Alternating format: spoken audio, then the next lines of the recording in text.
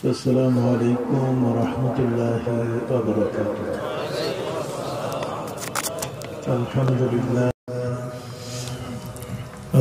لله نحمده ونستعينه ونستغفره ونؤمن به ونتوكل عليه ونعوذ بالله من شرور أنفسنا ومن سيئات أعمالنا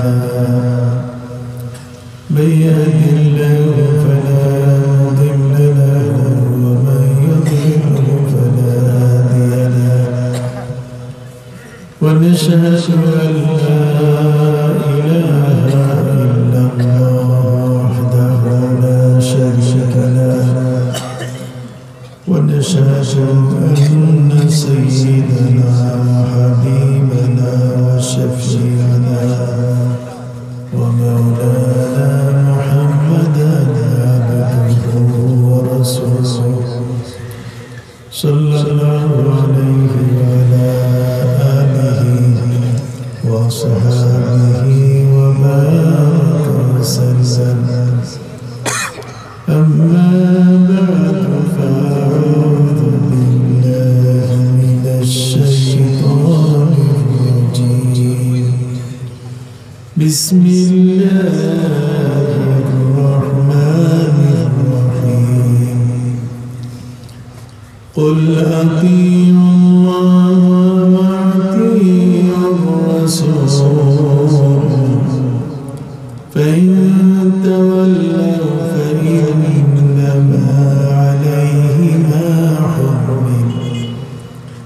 فإنما عليه ما حمل وعليكم ما حملتم وإن تطيعوه تهتدوا وما على الرسول إلا البلاغ المبين. وقال تعالى خبرا وآمنا إن الله وملائكته يصلون على النبي يا أيها الذين آمنوا صلوا عليه وسلموا تسليما. اللهم صل على سيدنا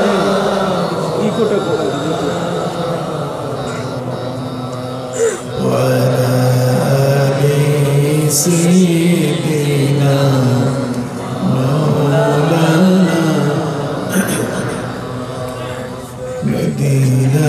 Medina বলে কান্দি আমি যারে যার দেখা দেন গো দয়াল নবী ডাকি আমি বারে বার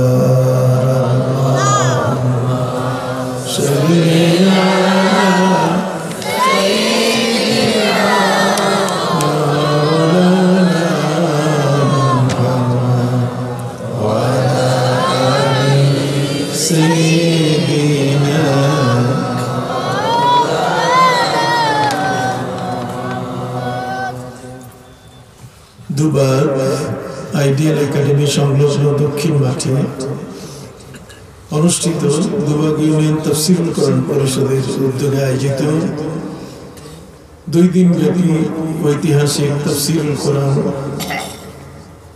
ও আল্লামা মুফতি সাহেব কিবলা রাহমাতুল্লাহি আলাইহি পবিত্র ইসালে সওয়াব উপলক্ষে অনুষ্ঠিত মাহফিলের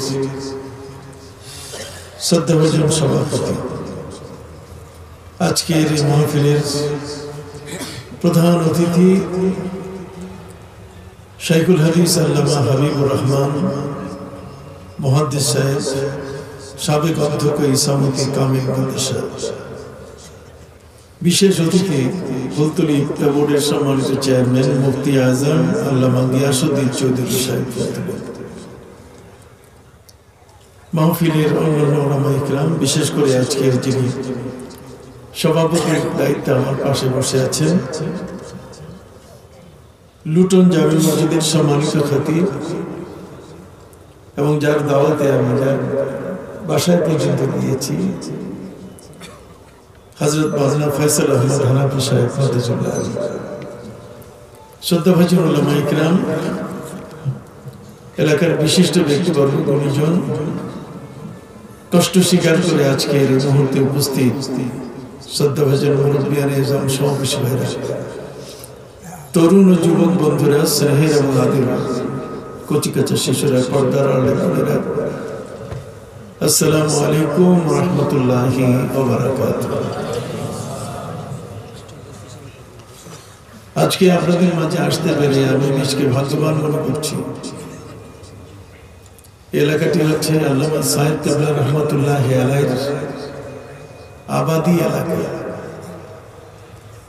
এই এলাকাটি হচ্ছে হযরত শাহজালাল ইয়ামানি রহমাতুল্লাহি আলাইহি সহ শাহপরান, শাহ কামাল 360 আউলিয়ার পূর্ণময় ভূমি।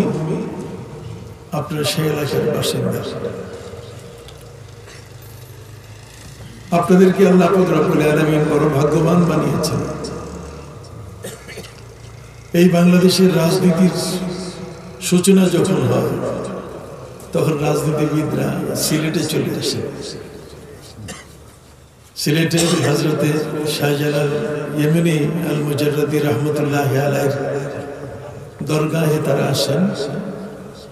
এখান থেকে তারা তাদের কার্যক্রম শুরু করার জন্য একজন মহান ওলির পাশে দাঁড়িয়ে আল্লাহর কাছে তাদের সাহায্য প্রার্থনা করে থাকেন, সাহায্য কামনা করে থাকে। 360 জন ওলিয়া উলিয়া আপনাদের আশপাশে শায়িত আছেন।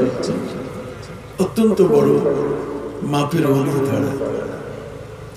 এর উপরে আমার একটি বই আসতেছে 360 আউলিয়ার দেশে ফুলতলী দরবার শরীফ।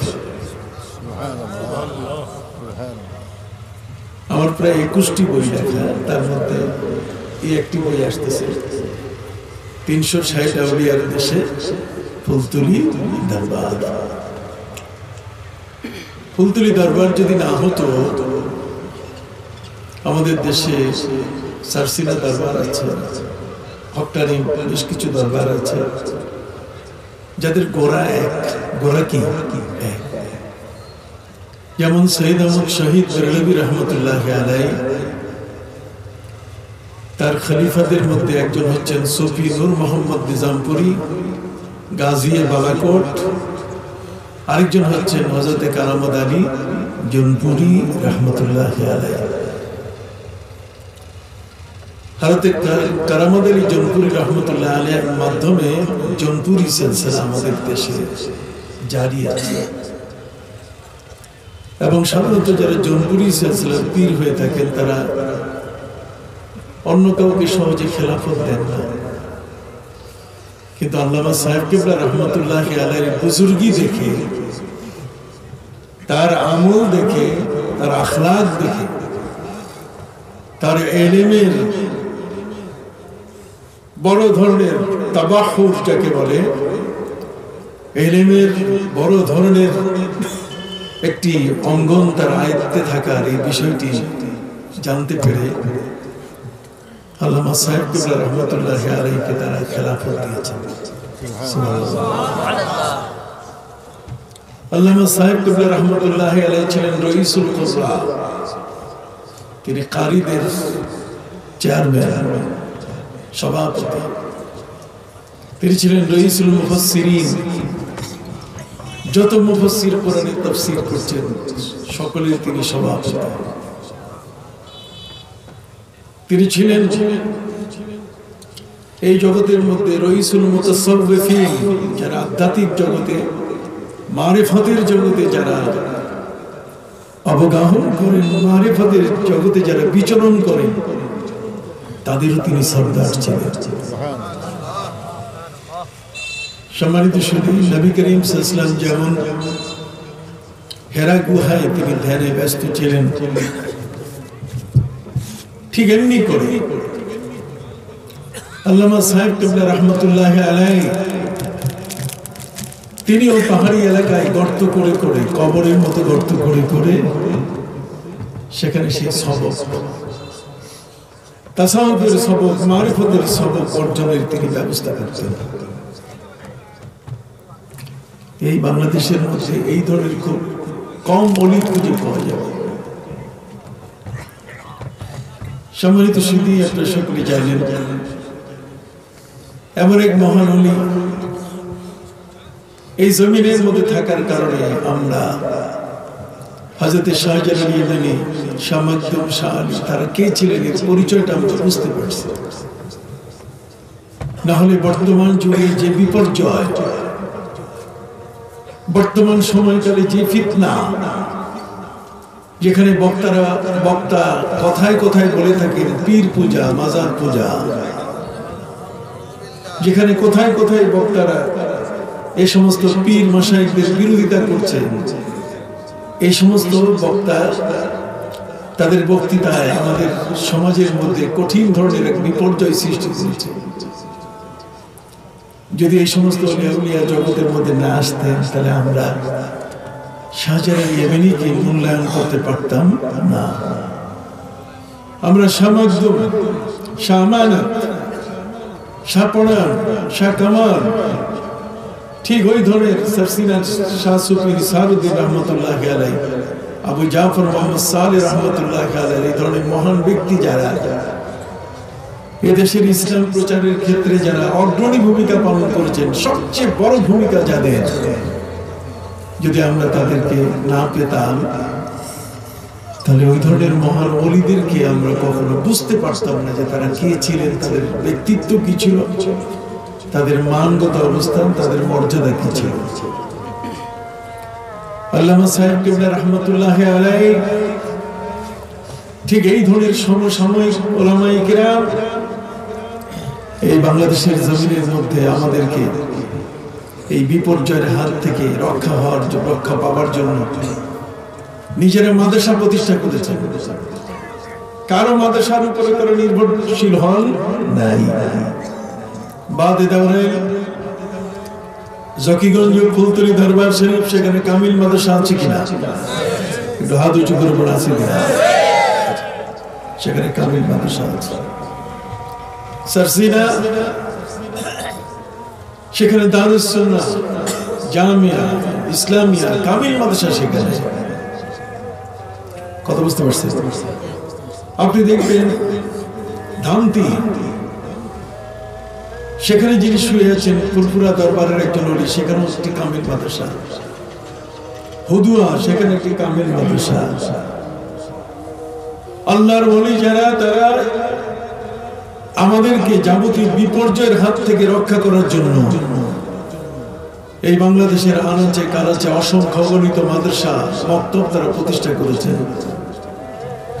দারুল কেরাতের মতো ফুলতলি মজুরিয়া দারুল কেরাত ট্রাস্ট প্রতিষ্ঠা করে আমাদের ঘরের সন্তানদের মুখে, ছেলে হোক মেয়ে হোক, কোরআনের আওয়াজ জারি করে রেখেছেন।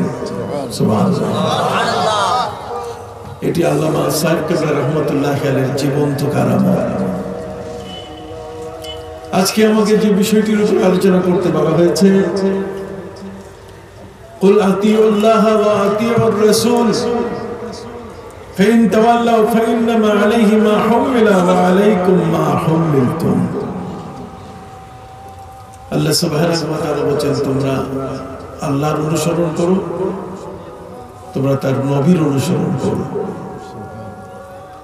আল্লাহ এবং তার নবীর অনুসরণ করার পাশাপাশি পবিত্র কোরআনের অন্যত্র আল্লাহ তাআলা আরো বলে দিয়েছেন, আতিউল্লাহ ওয়া আতিউর রাসূল ওয়া উলিল আমরি মিনকুম।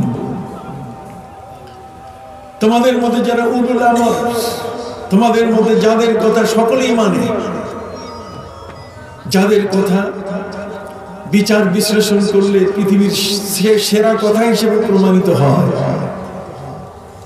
যাদের বক্তব্য পৃথিবীর মধ্যে একটি পবিত্র বক্তব্য হিসেবে স্বীকৃতি পায়, যাদের বক্তব্যের মধ্যে নবীর প্রেম ভরা, আল্লাহর আনুগত্য ভরা, ঠিক এই ধরনের মহান ব্যক্তিদেরও আল্লাহ অনুকরণ করতে বলছেন, তাদের অনুসরণ করতে বলছেন।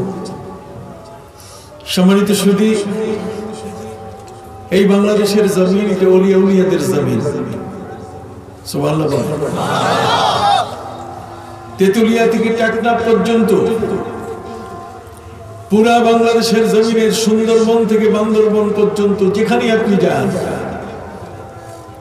সম্মানিত সুধী, সর্বত্র আপনি দেখবেন ওলিয়া উলিয়া এর চতুর্দিকে তাদের মাজার। এক সময়কালে তারা এদেশে ইসলাম প্রচার করেছেন, যখন এদেশে লক্ষণ সেন, গোবিন্দরাজ, জয়ন্তা রাজা, বীর বিক্রম আদিত্য, পরশুরাম, এদের যখন দৌরত্ব ছিল, ওই সময়কালে এদেশে ইসলাম প্রচার করা বড় কঠিন এবং জটিল ব্যাপার ছিল। এখন মাইক লাগিয়ে কণ্ঠ দরাজ করে আমরা ইসলামের কথাগুলো মুক্ত কণ্ঠে বলতে পারছি। এই ধরনের বিশাল মাহফিলের আয়োজনে কোনো বাধা নাই, আছে? কত মাইক, কত দিকে আমরা টাঙ্গিয়ে ওয়াজ শোনাবার ব্যবস্থা করেছি, কর্তৃপক্ষ ওয়াজ শোনাবার ব্যবস্থা করেছেন। এই যে সুন্দর পরিবেশটি যারা তৈরি করে দিয়েছেন, তারা কিন্তু আজকের এই যুগের আলেমরা না, এই যুগের ইউটিউবের বক্তারা কিন্তু নয়, এই যুগের ফেসবুকে যারা কথা বলছে তারা কিন্তু নয়। এদেশের ইসলাম প্রচারের ক্ষেত্রে ইসলামের এসেনশিয়াল যে বিষয়গুলো, যেমন মুখে দাড়ি রাখা, মাথায় টুপি দেয়া, ইসলামের পোশাক পরিধান করা, ঘরের স্ত্রী পর্দা করা, হালাল খাবার খুঁজে নেওয়া, সত্য কথা বলা, সততার উপরে থাকা, 5 ওয়াক্তের নামাজের পাশাপাশি আউয়াবিন, ইশরাক, চাষ, তাহাজ্জুদের নামাজ, সকাল সন্ধ্যায় জিকির আজকার, তাসবিহ, তাহলিল, তেলাওয়াত, যতগুলো বিষয় আছে সবগুলো আমাদেরকে ওলিয়া উলিয়ারা শিখিয়েছে। আমাদের দেশে 2 ধরনের শিক্ষা ব্যবস্থা আউলিয়া ইকরাম চালু রেখেছেন। একটি হলো প্রাতিষ্ঠানিক শিক্ষা, মাদ্রাসাগুলো শুরু করে তারা শিক্ষা ব্যবস্থা করেছে। আরেকটা হলো তারা খানকা করেছেন। কি করছেন? খানকা। খানকার এখানে ইলমে তাসাউফ, ইলমে মারিফাতের জগৎ নিয়ে আলোচনা, আর মাদ্রাসাগুলোতে ইলমে শরীয়ত নিয়ে আলোচনা।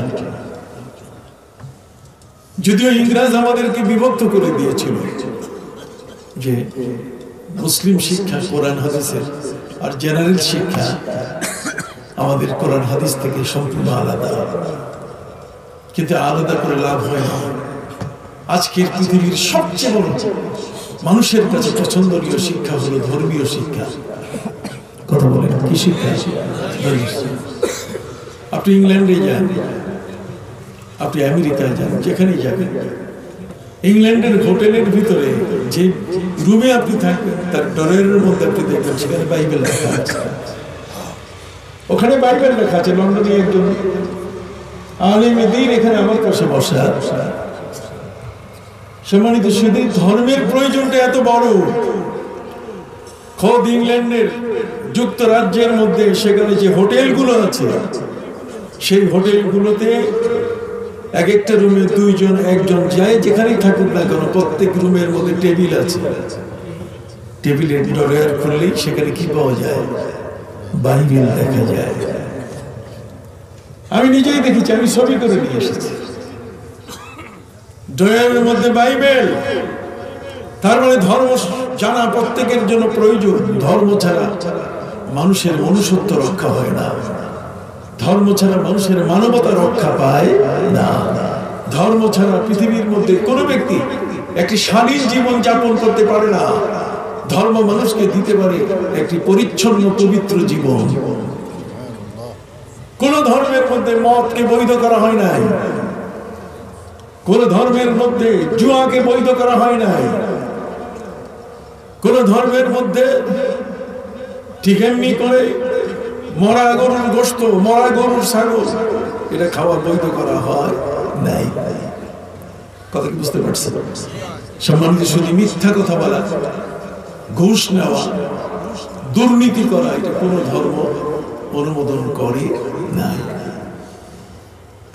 জগতের মধ্যে সকল ধর্মের মানুষ এখন চান যে প্রতিটি ঘরে ঘরে যেন ধর্ম চর্চা হয়। তবে হ্যাঁ, পবিত্র কোরআনের বর্ণনা, ইন্নাদ-দীনা ইনদাল্লাহিল ইসলাম, ধর্ম একমাত্র আল্লাহর কাছে মনোনীত যেটা, সেটার নাম কি? ইসলাম। ওয়া মান ইয়াবতাগি গায়রাল ইসলামি দীনান ফালান ইউকবালা মিনহু, ইসলাম ছাড়া আর কোন ধর্ম আল্লাহর কাছে গ্রহণযোগ্য নয়, কখনোই সেটা গ্রহণযোগ্য নয়। তার মানে ইসলাম ধর্মটা হলো এমন একটা ধর্ম, যে ধর্মটা যদি কেউ লালন করে তাহলে আর কোন ধর্ম পালন করার তার প্রয়োজন করে না, কোন ধর্মই আর দরকার নেই। ইসলাম ধর্মটা যদি কেউ পালন করে তাহলে তার বৌদ্ধ ধর্মের দরকার নাই, তার খ্রিস্টান ধর্মের দরকার নাই, তার ইহুদি হওয়ার দরকার নাই, কোন ধর্মেরই প্রয়োজন নেই। মুসলমান হলে ইসলামের মধ্যে যদি সে প্রবেশ করে তাহলে একটা ধর্মের জন্য যা প্রয়োজন, একটা ধর্মের জন্য যে যে বিষয়গুলো দরকার, যে জিনিসগুলো হলে পরে একটা মানুষ তার জীবনকে শালীন করতে পারে, অন্যায় মুক্ত করতে পারে, পাপ মুক্ত করতে পারে, ঠিক এমনি করে তার প্রতিবেশীকে শান্তিতে রাখতে পারে। অনুরূপভাবে অফিস আদালত থেকে নিয়ে সর্বত্র, ইভেন ইবাদতের জায়গাগুলো পর্যন্ত শান্তির ঠিকানায় পরিণত হবে, এটা নিশ্চিত করেছে কে? ইসলাম। এই জন্য ইসলাম ধর্মটাই পৃথিবীর জন্য অ্যাপ্রোপ্রিয়েট ধর্ম। সারা পৃথিবীতে যদি কোথাও শান্তি প্রতিষ্ঠা করতে চায়, যে কোনো দেশ, ইউরোপ বলেন, ইংল্যান্ড বলেন, আমেরিকা বলেন, অস্ট্রেলিয়া বলেন, পৃথিবীর যে কোনো দেশে যদি কোনো ব্যক্তি শান্তি প্রতিষ্ঠা করতে চায়, তাহলে সেই ধর্মের মানুষগুলো যদি ইসলামকে অনুসরণ করে অটোমেটিক সেখানে শান্তি প্রতিষ্ঠিত হয়ে যাবে। তার কারণ হচ্ছে যে ইসলাম ধর্মে মানব হত্যা, মানুষকে মেরে ফেলার কোনো বিধান রাখা হয় নাই। জেনা ব্যভিচারে লিপ্ত হয়েছে এমন ব্যক্তির এই কাজটা 4 জন ব্যক্তি যতক্ষণ পর্যন্ত প্রত্যক্ষ দেখবে না, 4 জন ব্যক্তি যতক্ষণ পর্যন্ত স্বচক্ষে দেখবে না, ততক্ষণ পর্যন্ত তাদের সাক্ষ্য দিয়ে একজন ব্যক্তির মৃত্যুদণ্ড হবে না। কয়জন? 4 জন। 4 জন কি দেখা সহজ? কতক্ষণ?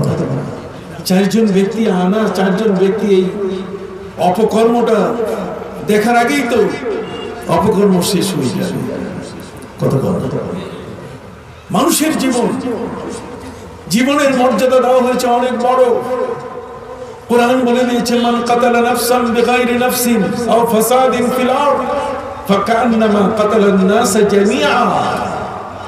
যদি কেউ অন্যায়ভাবে কাউকে হত্যা করে, তার সে যেন পৃথিবীর সবাইকে হত্যা করবে। কথা বলেন না? সম্মানিত সুধী, মক্কা বিজয়ের সময় নবী করিম সাল্লাল্লাহু আলাইহি ওয়াসাল্লাম সেখানে মক্কা বিজয়ের জন্য সাহাবায়ে কেরামকে বলেছিলেন, তোমরা এক একজনে 5টা করে চুলা জ্বালাবে।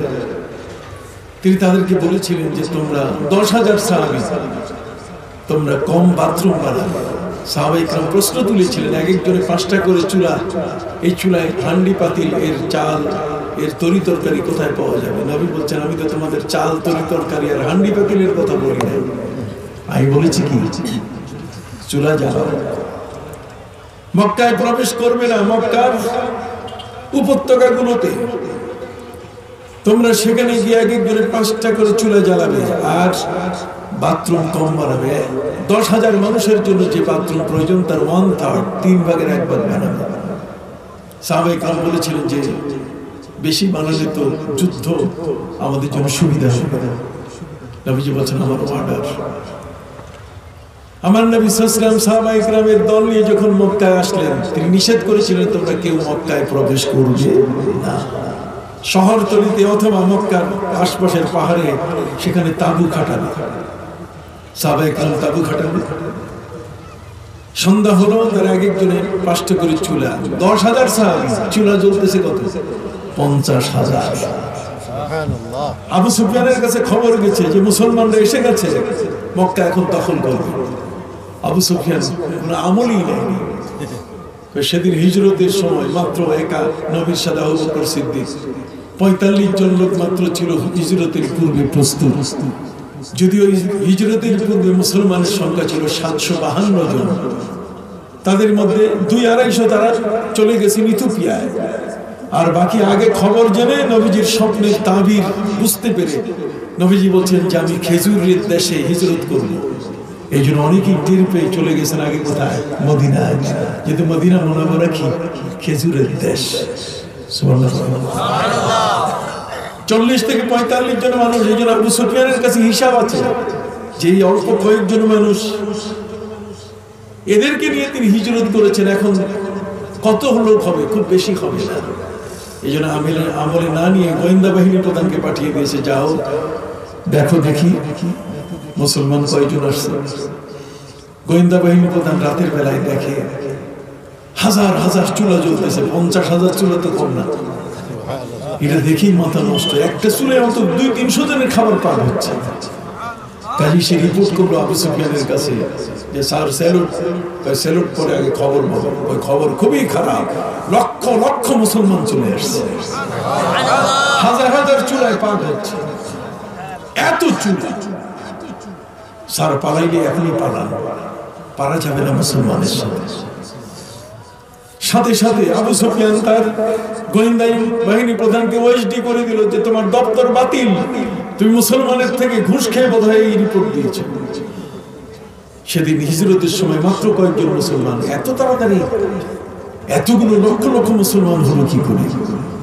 সকালবেলায় তার সেকেন্ড ইন কমান্ডকে পাঠিয়ে দিয়েছে, তুমি দেখো তো সকালবেলায় খোলা চোখে কয়জন মুসলমান আসছে।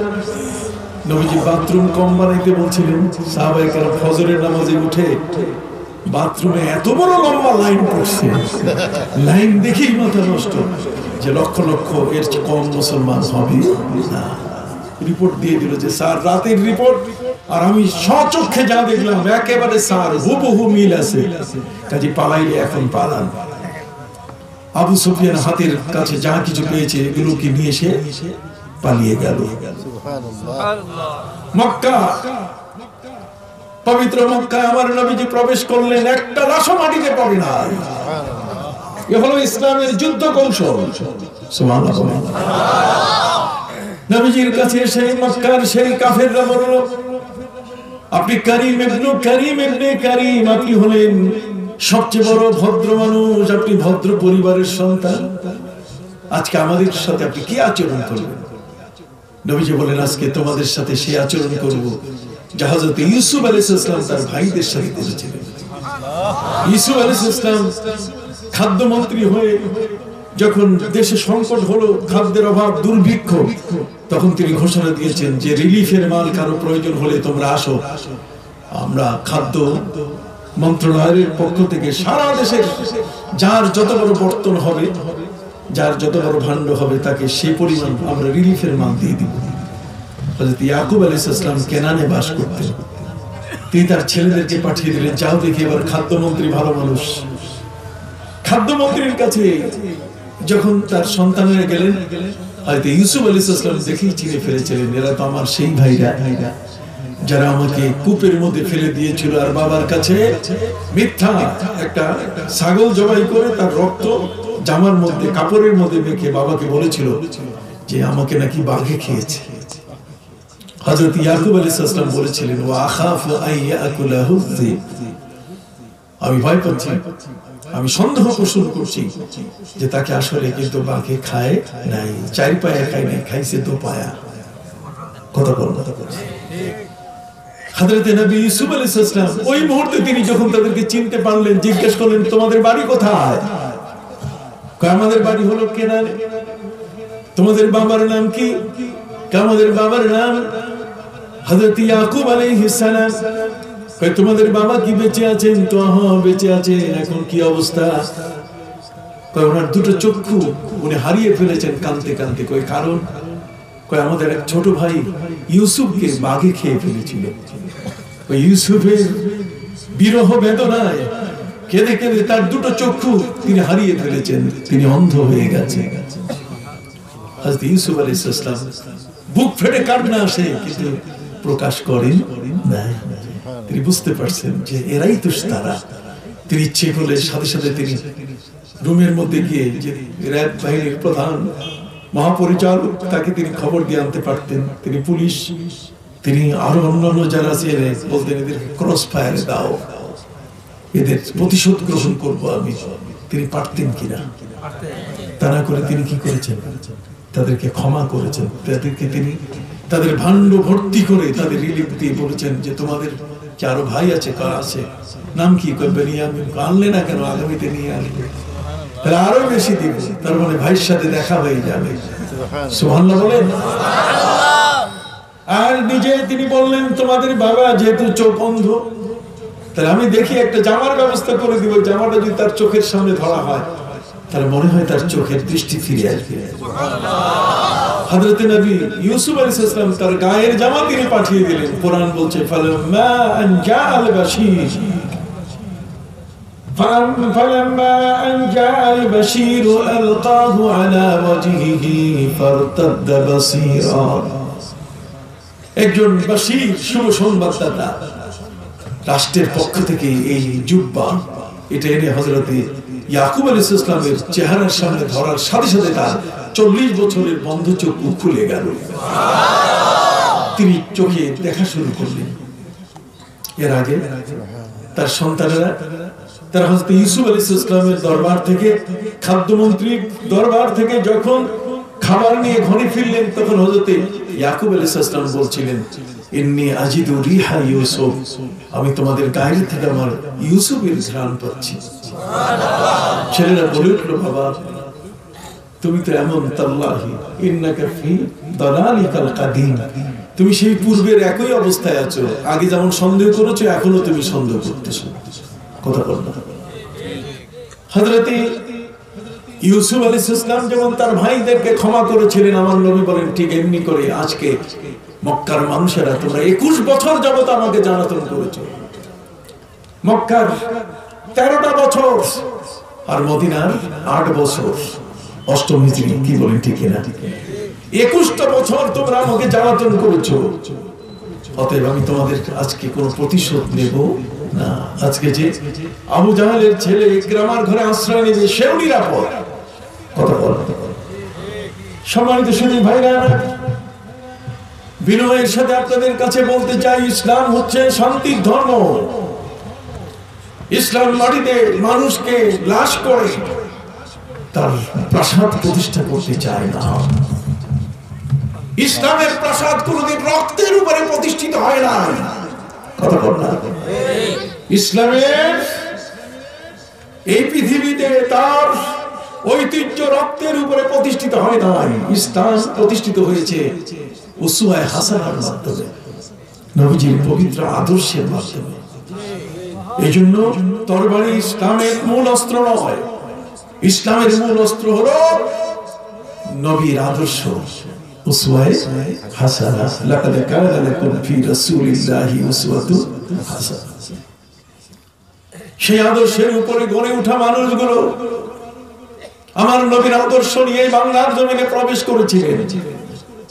এই বাংলাদেশের মানুষেরা এরা অমুসলিম, এরা পূজারী ছিল। এক সময়কার এরা পূজা ছাড়া কিছু বুঝতো না।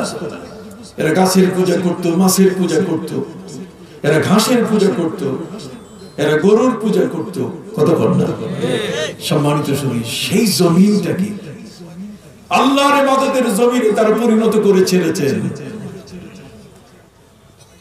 অমুসলিমদেরকে কালেমা পড়ে তাদের মুখে দাঁড়িয়ে তাদের মাথায় টুপির ব্যবস্থা করছে। সমাজের মধ্যে ইসলামের আদর্শ প্রচার করে করে আজ বাংলার এই জমিনে প্রায় 20 কোটির মতো মুসলমান। সুবহানাল্লাহ। পৃথিবীর মধ্যে এর চেয়ে বড় এত সংখ্যায় পপুলেশন, মানুষ এত বৃদ্ধি, এত মাদ্রাসা, এত মক্তব, এত ইসলামের আলোচনা, এত হামদ, এত রাত, এত তাফসীর, এত কোরআনের আলোচনা পৃথিবীর কোন দেশে নাই। আপনি সুবহানাল্লাহ বলবেন না? আজ যে জায়গাটি সত্যিকার অর্থে ইসলামের উপরে গড়ে উঠেছে, সুন্নিয়তের উপরে গড়ে উঠেছে। ইসলামের যে আদর্শগুলো, দাড়ি টুপি পোশাকের পাশাপাশি ইবাদত বন্দেগীতে আমরা ছিলাম সবার আগে। মিশরের কোথাও কোথাও ইমাম ইমামতি করে, ইমামের মুখে দাড়ি নাই, আর্টিফিশিয়াল দাড়ি লাগায়, বানানো দাড়ি মুখে টাঙ্গাইয়া তারপর নামাজ পড়ায়। কথা বল। সম্মানিত শুধু নিজের গায়ে ইসলামের পোশাক নাই, সৌদি আরবের আবা ওই কালো বোরকার মতো এটা দিয়ে আল্লাহু আকবার কয়। এই বাংলাদেশের জমিনের মধ্যে কোথাও কোন মসজিদে এমন একজন ইমাম কি আছে? হাদুসি করে বলেন না, একজন ইমাম কি আছে? একজন ইমামও। তাহলে আমল, আখলাক, আদর্শ তৈরি করে দিয়েছেন এই সমস্ত ওলিয়া উলিয়ারা। বাবা যখন তার সন্তানকে গড়ে তোলেন, ওলিয়া উলিয়া তার এই বাংলাদেশের জমিনের মানুষগুলোকে তারা আপন সন্তানের মায়া দিয়ে, আদর দিয়ে তারা বড় করেছেন। যদি কোন সন্তান বড় হওয়ার পরে মা বাবার সাথে বেয়াদবি করে, তখন বাপের দুঃখের শেষ থাকে না। কথা বল। সন্তান বড় হওয়ার পরে যদি মা বাবার সাথে বেয়াদবি করে, তখন ওই সন্তানকে নিয়ে মা বাবা তখন আল্লাহর কাছে তার হেদায়েতের কামনা করা ছাড়া আর কোনো কিছু থাকে না। বাংলার জমিনের মধ্যে ঠিক এই ধরনের কিছু মানুষ জন্মগ্রহণ করেছে ইতিমধ্যে, যারা এই আদর্শগুলোকে কেটে কেটে আমাদের সেই সমাজ, সুন্দর সুশীল সমাজকে ধ্বংস করে তার বিপর্যয় সৃষ্টি করে দিচ্ছে। কথা কি বুঝতে পেরেছেন? 20 টাকার তারাবি জন্ম নিয়ে শুনেছি, 20 টাকার তারাবি পীর মশাই বলে আউলিয়া বাংলার প্রতিটি জমিনে প্রত্যেকটি মসজিদে 20 টাকার তারাবি হয়েছে। আজকে কারা? ওরা কোত্থেকে এসেছে?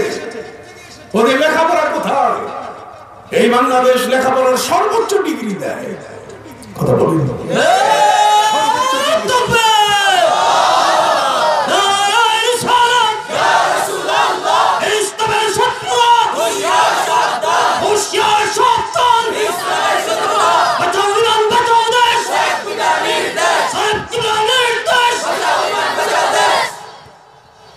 সম্মানিত সুধী,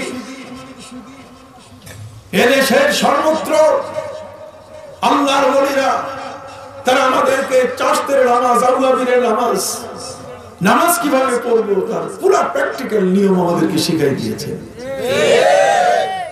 আজ নতুন করে তারা রাসূলুল্লাহর নামাজ আমাদেরকে শেখাচ্ছে। কালিমাতুল হক বা কালিমাতুল হাক্কিন উরিদা বিহাল বাতিল। রাসূলুল্লাহর নামাজ কি চমৎকার হেডিং, কিন্তু এর ভিতরে উদ্দেশ্য তাদের খারাপ।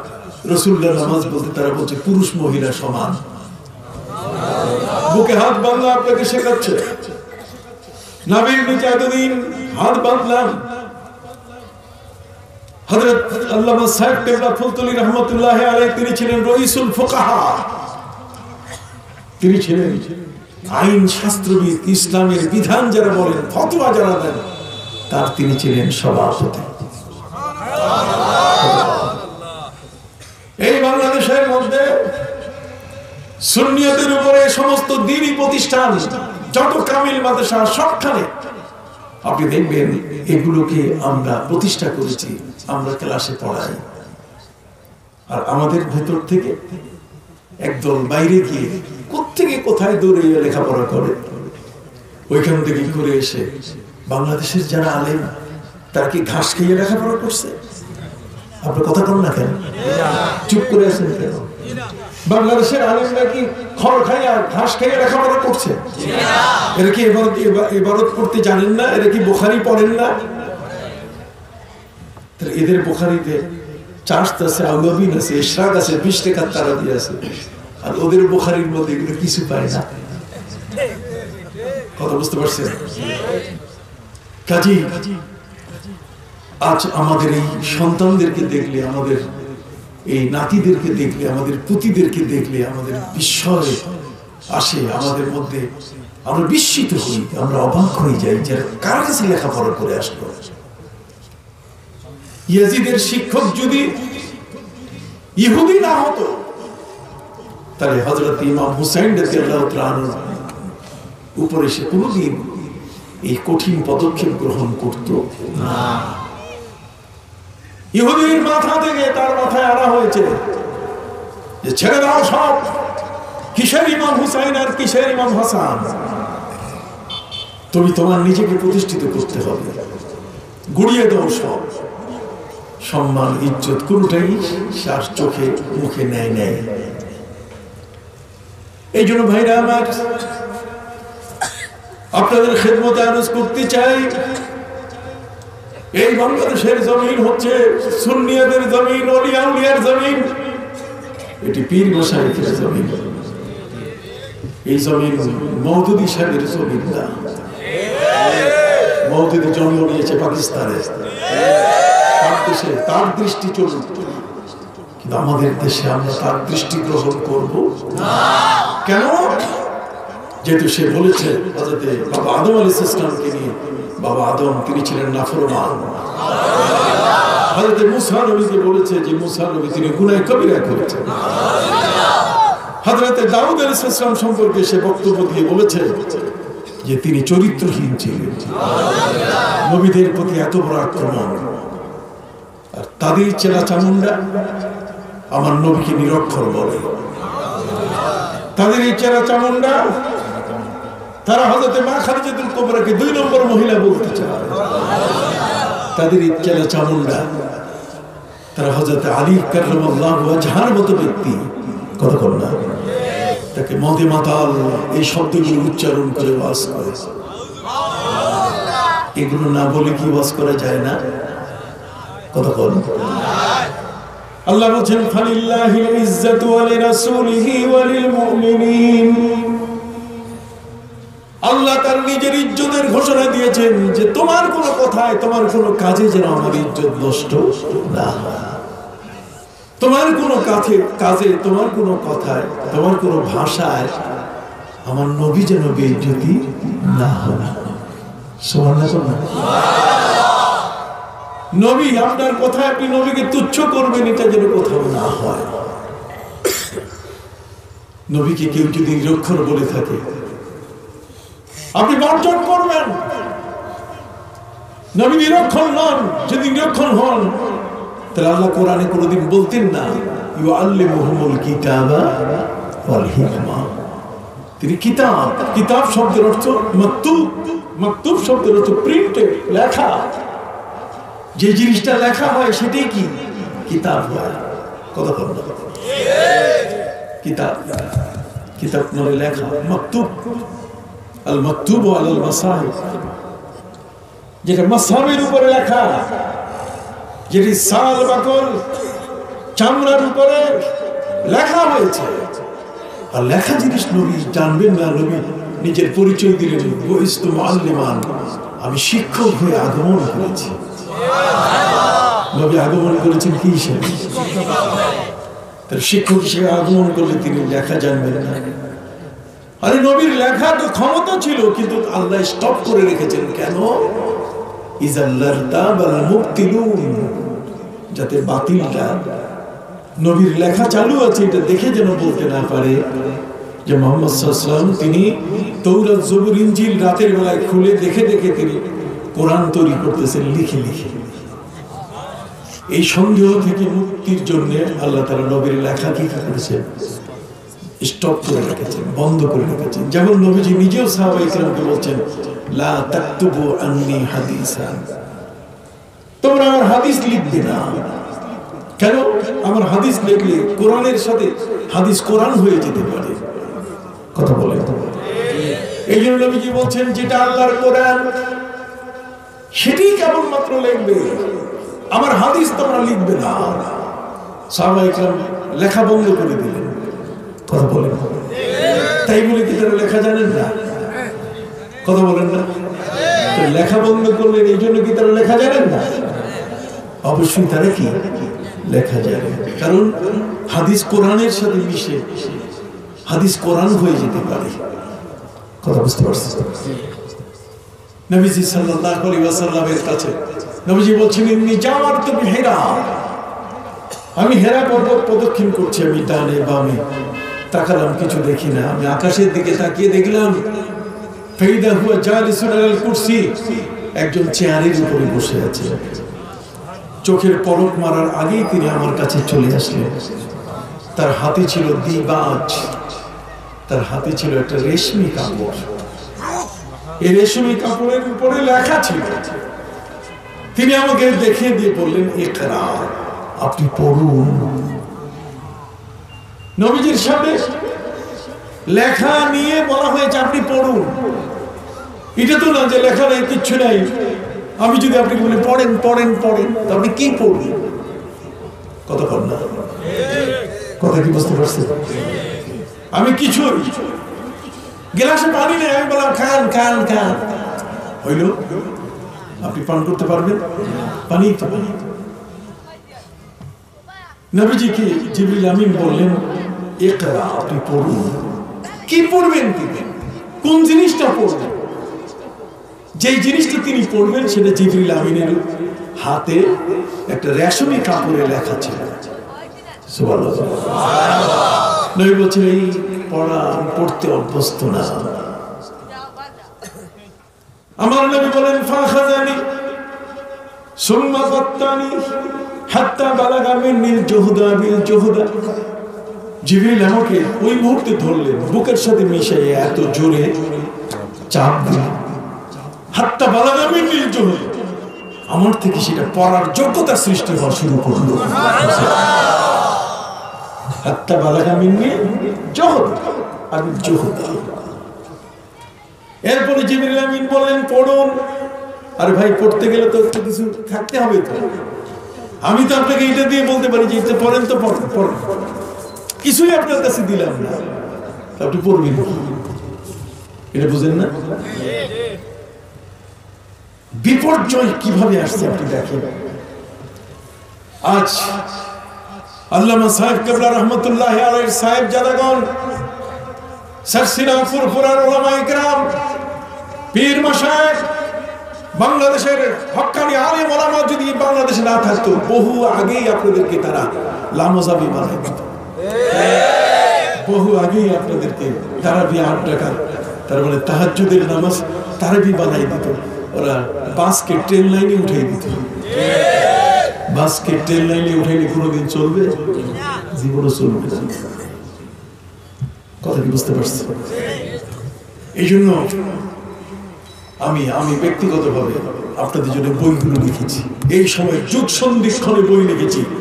যারা আজকে আমাদেরকে বিভ্রান্ত করতে চায়, আমি তাদের সম্পর্কে বই লিখেছি। হক বাতিলের লড়াই, এই যে বই লিখেছি। লামজাবি যারা ইবাদতের মধ্যে বিপর্যয় সৃষ্টি করেছে। মৌলভী আমার বাড়িতে ভাত খায় আর আমার মসজিদে ইমামতি করে। মৌলভী আমার বাড়িতে ভাত খায়, আমার ঈদগাহে ইমামতি করে। আমার বাড়িতে ভাত খাইতে খাইতে আমার ইবাদত খাইয়া শেষ। আমার ইবাদত খাইয়া কি শেষ? আমার 20 টাকার তারাবির মধ্যে